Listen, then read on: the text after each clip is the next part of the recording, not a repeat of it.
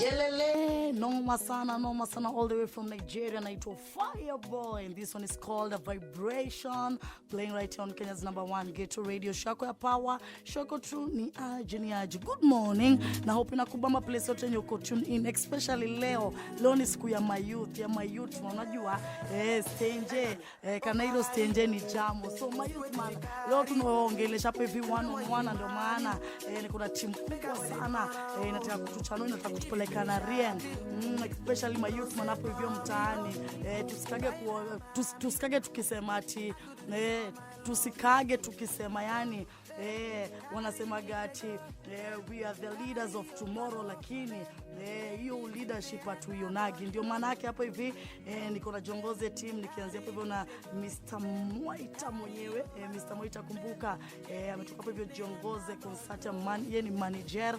Alafu niko na Mr. Muraya mwenyewe, director wa Sowed hapa Kenya, especially pale Kamukonji. Tukizidi kuchanuka hapo hivyo, tukizidi kuchanuliwa, ndio maana yake niko na hapo hivi wazito. Na kwako hii swali ni kwako Mr. Moita. Umeniambia nikuite jina lingine gani? Gibo. No wasala Gibo. So ningetaka unieleze. Yes. Ama utushow.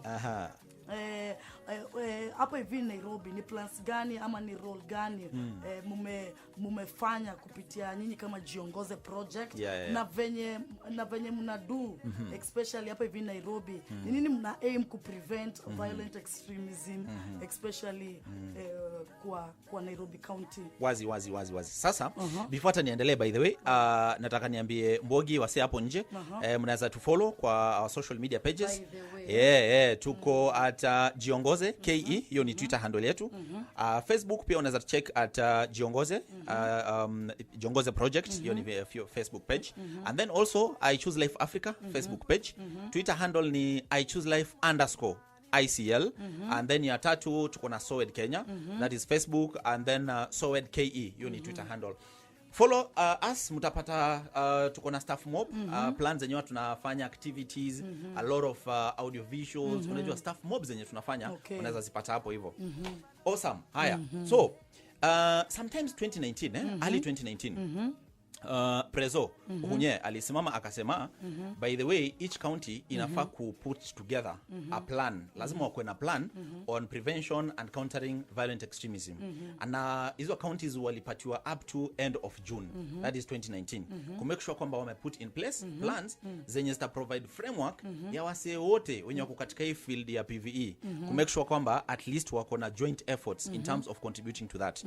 So stuff ile happen ni kwamba sisi kama Jiongoze project tukichapa job pale Garissa na pia Nairobi, tuka take part in the development of what is staff wanaita County Action Plan on prevention and countering violent extremism. So both Garissa as well as Nairobi. Na hiyo directive ilikuwa ya all the counties in Kenya. So kwa hizo county mbili, Jiongoze project imeparticipate in the development, ina participate in the implementation. Garissa walianza wakalaunch yao, at least ikakuwa already inaendelea. So wacha nibonge kuhusu Nairobi. So since your time, sio staff imekuwa ikiwa developed. Tukai launch juzi, last month actually, tukakuwa na ile launch. But then, hiyo county action plan iko na nini? County action plan ya Nairobi inaangalia 5 areas. Unajua, ukitaka ku build resilience ama vijana, wasikuwe an easy target, pia unaangalia ni areas gani zenye zina affect. So area ya kwanza ni economic pillar. Iko na 5 pillars.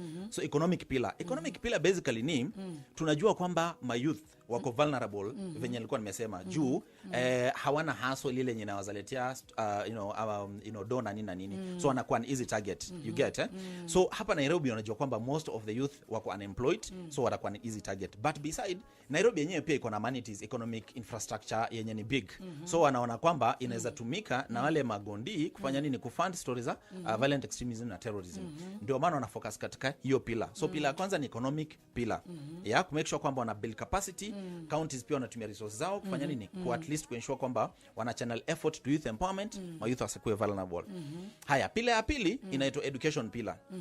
Aya, education pillar nayo ina come through aje. Kuna wase mob yenye wanaweza kuwa dropouts. Unajua kikuwa dropout then wanakuwa an easy target. Unacheki. And then also katika ile assessment yenye sisi tulifanya, tulipata kwamba sometimes hizi stories za radicalization na recruitment hufanyika even in school as one of the hotspot areas. Unacheki. So ikakuwa kwamba education lazima ni must, you get. Lazima ikuwe part of the areas yenye county na focus on, so that then wana build skills around that, and then my youth wanakuwa less vulnerable. And then ya tatu ni bit ya law enforcement. Of course hii story ya PVE na terrorism lazima law enforcement wako involved in that. Wale wasenyo wameenda across wamevuka line, itabidi tu unajua gavai check venye at least wanaweza continue situation. And then pia hiyo story ya community policing ina come through, ina come under law enforcement. Kukuwa na structure hizo za nyumba 10 kuensure kwamba wasee pale mtaani wako responsible na hiyo story hai happen, una get, ina come under law enforcement. And then zimebaki mbili. Ya nne ni historia ya ideology. Unacheki kuna wase wenye wana propagate violence na wanajificha juu ya, wanajificha ndani ya religions na ndani ya ideologies fulani. Wanasema unajua religion fulani in advocate for this in case this may happen.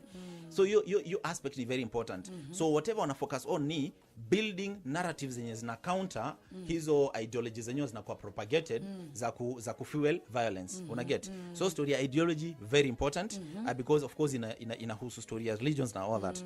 And then finally sasa kuna story ya political. Tunajuaga sometimes my youth wanajipata kwa violence because wamekuwa incited. Una get? And then also besides political aspect ni very important in that laws, policies unajua zinakuwa formulated na aze. So if they don't take part na wajue ni njia gani, strategies gani za kuensure kwamba my youth wamekuwa empowered, then hatutakuwa tuna win stuff. Una get? So political aspect ni very important. Tuna work na ma political leaders to ensure that my youth hawakuwe incited kukua violent. Una get? Political leaders pia wakuwe responsible. Yeah, alafu pia policies zenye wanapeleka at least zina address issues za my youth. Ndio my youth pia wako empowered, wa feel kwamba they're part of the community, they're part of the society. Alafu ya mwisho kabisa ina cut across ni communication. Yeah, because media mazee is such a powerful tool yani. Leo hapa mkiamua kwamba mnataka kuinsight my youth waende barabara na wataenda kutanuka by after.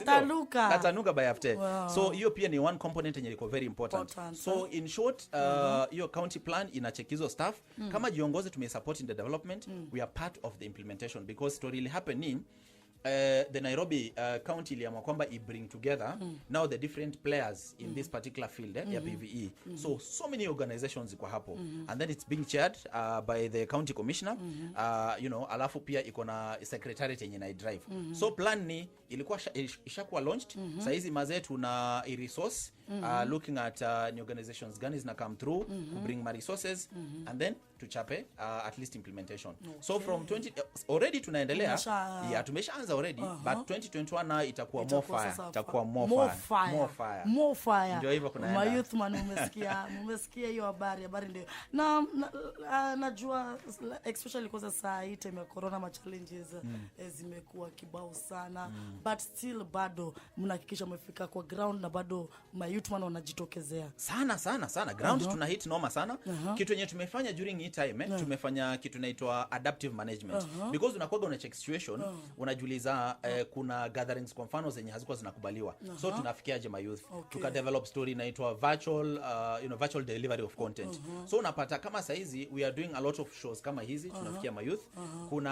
Tunafanya pia plays kama ni school plays lakini sasa tunazi digitize unajua tunazi air huko even our page is kwa kibao and then pia working with one of our partners anaitwa Docubox how wame focus on film development. So unapata tuna develop film zenye ziko na hiyo message and then tunazi screen. One of them by then tume release karibuni inaitwa The Coaches ni noma sana inabonga kuhusu PV and how to go about preventing that. Kuna kadhaa zenye Not My Son those vitu moto sana. Very short film, very impactful. Unaweza zipata wapi? Kwa Jiongoze page ziko. Kwa Jiongoze page iko. Ukicheck hapo utazipata. And then pia kuna my Docubox ukienda pia kwa hiyo platform yao utazipata. Na ni kitu uta watch free. utache conversations zenye imeendelea hapo, mayouth watajengeka noma sana. Kusema free, unajua As in the free designer, ukilog in, utaiwatch tu without necessarily being asked to pay anything. And then finally, this coming December, tutakuwa tunafanya impact screening. Tutakuwa tunashare more information, but one of the major one tutakuwa tunafanya tu hapa Nairobi, most probably Prestige. Ndio tutakuwa tuna bring together my youth. Prestige wapi? Prestige ya Ngong. Yes, ya Ngong Road. Most probably. But tutakuwa tuna confirm hizo story. Tutakuwa tuna confirm so that then my youth wajue wapi wanaenda wakacheck hizo stuff. Na hiyo time tutakuwa tuna screen zote by the way. So itakuwa ni noma sana. Hapo sawa. Brother, kwa kutupeleka na Rieng lazima tutakam through. Hebu tuambie tena itakuwa lini ndio wakae wakiwa rada. Itakuwa lini bro? Itakuwa lini? Ni December. Nita-confirm date but tutashare kwa pages zetu. Tuko katika ile plan ya ku-finalize lakini tutakuwa tuna stream hizo film zote. One sitting na kutakuwa noma sana. Hapo sawa. So na hope my youth man mtajitokelezea tuende tupelekwe na Rieng na tupelekwe na Motaratara. Unajua tunaempa yani this round unajua si ati ni kusema ni kutenda unajua action speaks louder than words au sio?